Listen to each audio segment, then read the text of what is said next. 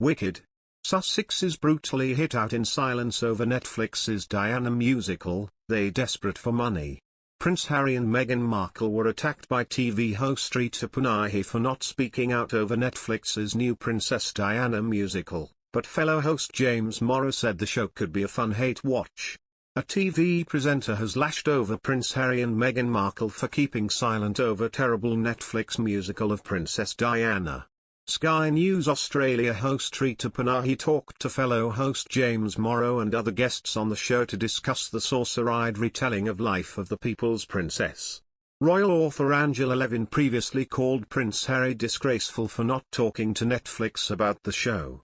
Broadcaster Rita also shared a similar view and called the Duke of Sussex and his wife Meghan Markle professional victims as she told her colleagues, "Let's move on to another issue, the Diana musical, which is very important because it is causing all sorts of controversy. It's a Netflix production and it has got some of the worst reviews I have ever seen." She then played an excerpt of the musical on screen, which features the jubilant music and joyful dance. "I apologize for the length of that grab," Rita continued. "I was yelling at the producers because I think, exactly, what did I just watch? Why? But one of the interesting things here is that you haven't heard anything from professional victims Prince Harry and Meghan. Maybe, I don't know, it had something to do with their Netflix deal, which is worth well north of $100 million if the reports are to be believed, but I would have thought Princess Diana doesn't need that." Fellow host James Morrow shared his thoughts and said, "I don't think anybody need it, although it looks like it would be a really fun, rainy afternoon hate watch. I mean, could you imagine just a couple of bottles of wine and this music plays and they go like, wow, that's bad. It's like those Simpsons musical, you know, that they used to do on that show. I don't know, maybe they're going to do their own sort of musical, maybe it'll be a Hamilton style. I can't imagine it can be any worse than this, but it looks pretty bad."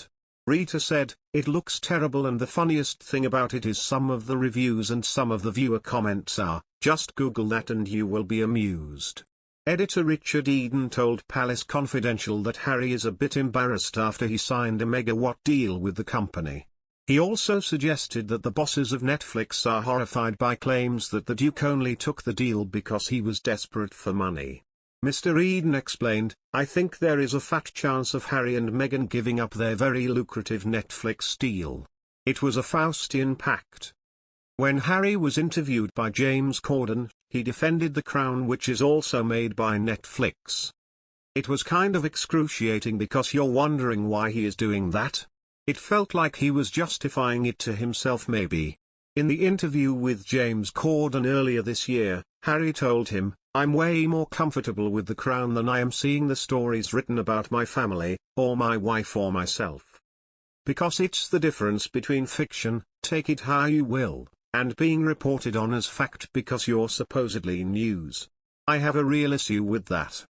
Mr. Eden continued, "The thing is, he's got no control, he's just signed a deal with a huge streaming giant and they can do what they like. And there'll be more examples of this, I'm sure, where there'll be programs that he wouldn't approve of, and they don't need to get his approval.